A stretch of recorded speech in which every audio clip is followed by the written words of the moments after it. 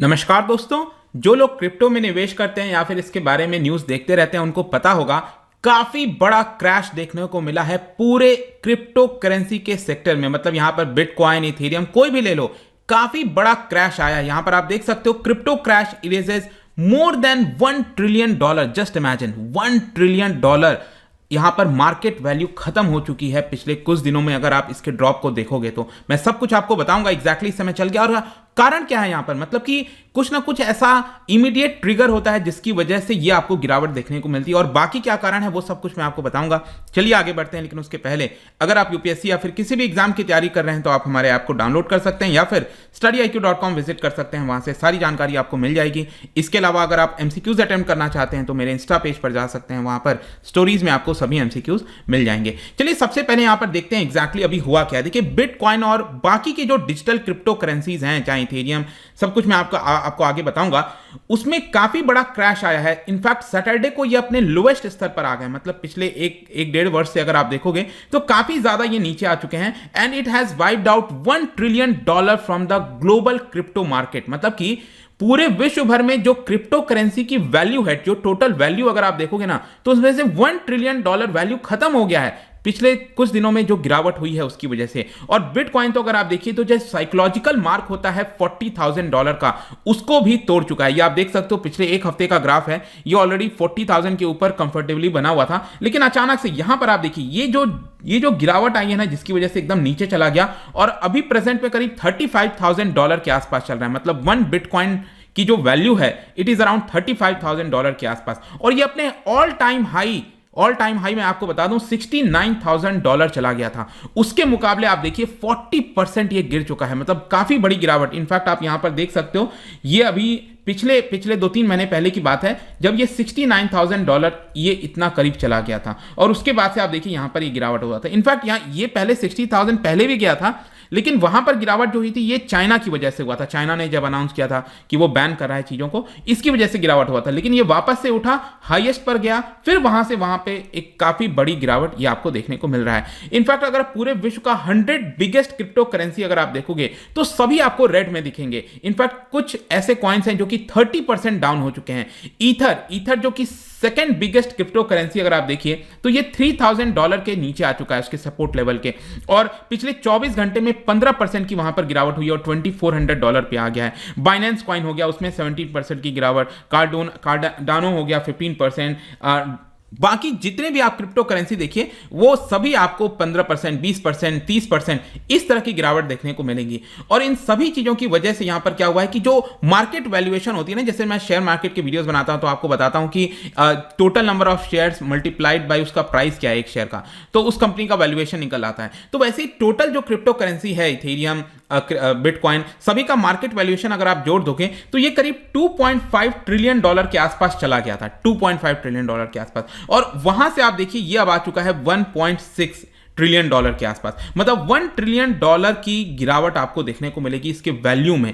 तो काफी बड़ी गिरावट है, जाहिर सी बात है, लेकिन क्वेश्चन यहां पर यह आएगा कि ये जो क्रैश है वो अचानक से कैसे ट्रिगर हुआ। मतलब वैसे तो कई कारण है, मैं आपको आगे बताऊंगा, लेकिन इमीडिएट बेसिस पर अगर आप मेन कॉज देखोगे इस समय वो ये है कि रशियन सेंट्रल बैंक, जैसे हमारे देश के अंदर रिजर्व बैंक ऑफ इंडिया है, सेंट्रल बैंक है, वैसे ही वहां पर जो रशिया की सेंट्रल बैंक है उन्होंने प्रपोजल दिया है कि क्रिप्टो करेंसी को बैन कर देना चाहिए। ध्यान रखिएगा, रशिया ने अभी बैन का अनाउंसमेंट नहीं किया है।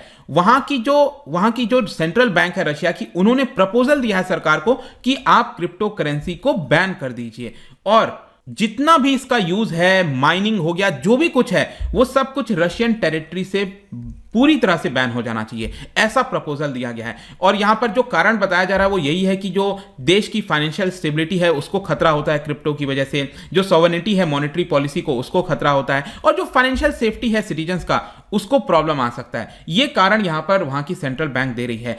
इनफैक्ट मैं आपको बताऊं तो रशिया के अंदर अगर आप देखोगे ना तो जो लीगल स्टेटस है क्रिप्टो करेंसी का वो समय समय पर चेंज होता रहा है। वैसे रशिया काफी बार रेसिस्ट करता है कि क्रिप्टो करेंसी को अलाउ नहीं करना है, ठीक है, लेकिन 2020 में उसने एक्चुअल में इसको लीगल स्टेटस ग्रांट भी कर दिया था। 2020 में इसने कह दिया था कि ठीक है हम इसको लीगल स्टेटस दे देते हैं, लेकिन ये ऐसा टोकन ऑफ पेमेंट इस्तेमाल नहीं होगा, मतलब आप जगह जगह जाकर इसका पेमेंट के तौर पर इस्तेमाल नहीं कर पाओगे, लेकिन माइनिंग हो गया, बहुत सारी जो चीजें होती हैं वो आप रशिया में कर सकते हो, ऐसा लीगल स्टेटस 2020 में दे दिया गया था। और इसकी वजह से क्या हुआ था कि रशिया के अंदर बहुत ज्यादा माइनिंग होने लगी थी, बहुत कुछ होने लग गया था, लेकिन अचानक से जाहिर सी बात है अगर इस तरह की खबर आएगी कि यहां पर रशियन सेंट्रल बैंक कह रही है इसको बैन कर दीजिए, ये एक इमीडिएट कारण है जिसकी वजह से ये आपको प्रॉब्लम देखने को मिल रहा है क्रिप्टो करेंसी के अंदर। लेकिन इसके अलावा भी यहां पर और भी कई सारे कारण है, जैसे कि आप देख सकते हो कि जो एक मैक्रो इकोनॉमिक कंडीशन हो गया विश्व भर में, फेडरल रिजर्व जो यूएस की सेंट्रल बैंक है वो हॉकिश स्टैंस ले रही है,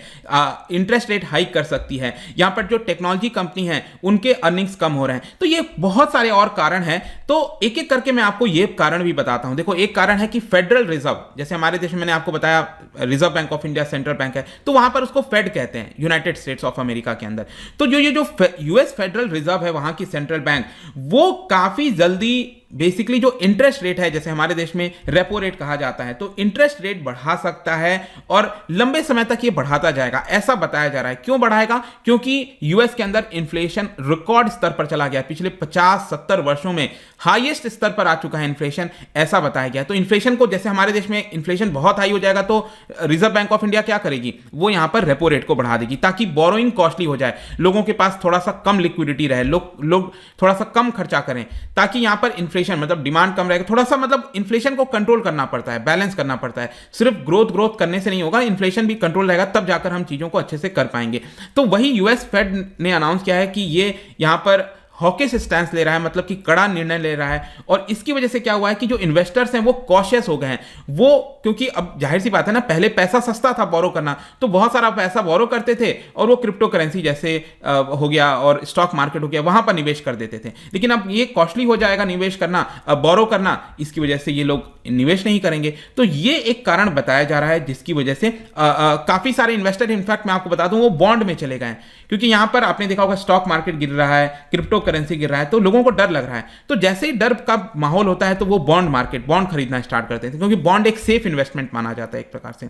फिर दूसरा, यहां पर इन सब चीजों की वजह से क्या हुआ है, वॉल स्ट्रीट में सेल ऑफ देखने को मिल रहा है। वॉल स्ट्रीट मतलब जैसे हमारे देश में दलाल स्ट्रीट देखने को मिलता है, स्टॉक मार्केट जो बॉम्बे स्टॉक एक्सचेंज कहते हैं, वैसे ही वहां पर वॉल स्ट्रीट कहते हैं। तो वहां पर अचानक से काफी बड़ी गिरावट आई है। इनफैक्ट यहां पर उनके जो टेक्नोलॉजी वाले स्टॉक्स हैं, जैसे हमारे देश में इन्फोसिस हो गया, टीसीएस हो गया, ये टेक कंपनीज है, राइट, तो वहां पर जो टेक स्टॉक्स हैं उसमें नेगेटिव सेंटीमेंट देखने को मिल रहा है, क्योंकि वहां पर जो इन कंपनीज की अर्निंग्स हैं वो थोड़ी सी कम आई है। यहां पर इनफैक्ट आप देख सकते हो नस्डैक का, मैं आपको बता रहा हूं, नस्डैक बेसिकली क्या है कि ये एक प्रकार का इंडेक्स है which represent technology company, tech companies, इसमें बहुत सारे जितने भी एप्पल और ये जो भी टेक कंपनीज है ना, वो इसका इंडेक्स बताता है। तो आप देखिए यहां पर पिछले कुछ समय से जो इसमें आपको गिरावट देखने को मिलेगा। इसके अलावा एक और बहुत इंपॉर्टेंट चीज ये भी बताया जा रहा है क्रिप्टो करेंसी को क्रैश होने का, वो ये है कि आजकल जो रिलेशन है, कोरिलेशन है between crypto currency and traditional market, वो बढ़ता जा रहा है। देखो, जब स्टार्टिंग में क्रिप्टो करेंसी आया था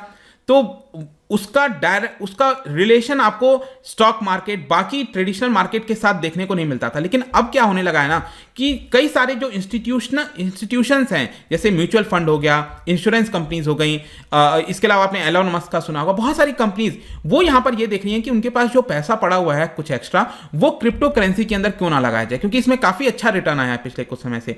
तो अब क्या होता है कि जब भी स्टॉक मार्केट में अगर गिरावट होती है, किसी भी चीज में अगर जो ट्रेडिशनल जो मार्केट है उसमें अगर गिरावट होती है, तो आजकल उसका असर आपको क्रिप्टो करेंसी पर भी देखने को मिलेगा। तो क्योंकि स्टॉक मार्केट और ये सब भी गिर रहे हैं, तो एक प्रकार से क्रिप्टो करेंसी भी गिर रहा है। आप सेंसेक्स देखिए, यहां पर पिछला जो 5 दिन गया है अभी मार्केट का, बहुत ही बुरा, मतलब करीब 4% तक गिरावट हो गई, आप समझ सकते हैं। तो ये भी आपको गिरते हुए देखने को मिलेगा। तो स्टॉक मार्केट गिर रहा है, ये भी गिर रहा है। इसके अलावा एक और मैं आपको इंटरेस्टिंग चीज बताता हूं, वो है लिवरेज लॉन्ग पोजीशन। लिवरेज का बेसिक अर्थ है कि काफी सारे इन्वेस्टर्स ऐसे होते हैं जो पैसा बोरो करते हैं, ठीक है, जैसे बैंकों से, कई जगह से उन्होंने बोरो किया और उसको फिर वो स्टॉक मार्केट में क्रिप्टो करेंसी में लगाने लग जाते हैं। ठीक है, ये सोच के उनका सोच ये होता है कि जो भी इंटरेस्ट पे करना पड़ेगा, मान लो उन्होंने 1 करोड़ रुपए बोरो किया, उसके ऊपर 10% या 12% उनको इंटरेस्ट पे करना है, तो उनको लगता है कि अगर इस 1 करोड़ को अगर वो क्रिप्टो में या फिर कहीं पर भी निवेश कर देंगे तो वहां से वो 20% 25% उनको रिटर्न मिल जाएगा, और इतना रिटर्न मिलेगा मतलब वो 10-12% का इंटरेस्ट तो चुका ही सकते हैं, तो एक प्रकार से जो डिफरेंस हुआ वो उनका बेनिफिट हो जाता है। तो ये लोग ऐसा सोच रहे थे कि क्रिप्टो में और बढ़ोतरी होगी, लेकिन अभी क्या हो रहा है कि यहां पर बढ़ोतरी नहीं हो रही थी शायद, और इसी की वजह से उन्होंने अपना जो लॉन्ग पोजीशंस है उसको कम कर दिया। आप देख सकते हो यहां पर जो coinglass.com है उनके आधार पर बताया गया है कि पिछले 24 घंटे के अंदर $1 बिलियन यहां पर जो लॉन्ग पोजीशंस था उसको कम किया गया है, मतलब लोग पैसा नहीं लगा रहे हैं। बिटकॉइन से ऑलरेडी लिक्विडेशन यहां पर $250 मिलियन कम हो गया है, ईथर से $160 मिलियन कम हो गया है, ये आपको देखने को मिलेगा। तो ये तो हमने कारण सब समझ लिए, इमीडिएट कारण क्या था और ओवरऑल मार्केट का कारण क्या है, लेकिन यहां पर आगे क्या, देखिए डिस्पाइट आप कह सकते हो रशियन गवर्नमेंट ने ये जो सिग्नल दिया है, मतलब ये नेगेटिव सिग्नल आया ना रशिया की तरफ से कि बैन किया जा सकता है वहां पर, उसके बावजूद भी अगर आप देखिए तो रशिया में हमेशा ये देखने को मिल रहा था वहां पर कि क्रिप्टो करेंसी लीगल होगा, क्योंकि 2020 में उन्होंने लीगल कर दिया था, और इसकी वजह से वहां पर माइनिंग और इस तरह की चीजें, रशिया इनफैक्ट आप देखिए 3rd largest bitcoin mining hub बन गया पूरे विश्व का।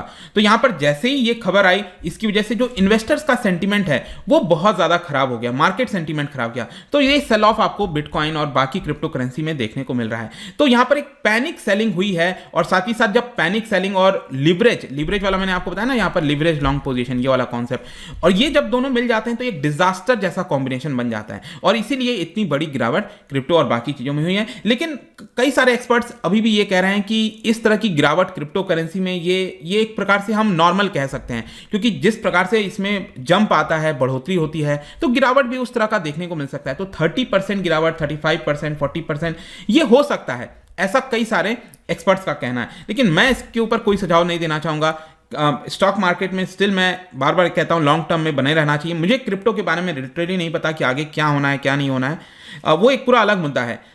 तो जो लोग पैसा लगा रखे हैं क्या करेंगे मैं नहीं जानता लिटरली, बट आई होप कि आपको जो कारण वगैरह थे, जो न्यूज़ थी, वो आपको अच्छे से समझ में यहां पर आ गई होगी। जाने से पहले एक इंटरेस्टिंग क्वेश्चन क्या आप बता सकते हो, which European country was the first to introduce bank note? किसने यहां पर सबसे पहले बैंक नोट जारी किया था, ये आपको बताना है। इसका राइट आंसर आपको पता ही है, मेरे इंस्टाग्राम पर तो मिलेगा ही, वहां पर अगर आप नहीं हो कोई बात नहीं, टेलीग्राम से भी ले सकते हैं इसका सही उत्तर। मैं कई सारे एमसीक्यूज यहां पर डालता रहता हूं स्टोरीज के फॉर्म में, आप जाकर प्ले कर सकते हो। बाकी अगर आपको पीडीएफ चाहिए तो टेलीग्राम पर आइए, अलग अलग सोशल मीडिया पर भी आप जुड़ सकते हैं। साथ ही साथ यूपीएससी या फिर किसी भी एग्जाम की तैयारी कर रहे हैं तो आप हमारे ऐप को डाउनलोड कर लीजिए। आई होप कि वीडियो आपको पसंद आया होगा। मिलता हूं आपसे next time, till then thank you very much, see you soon.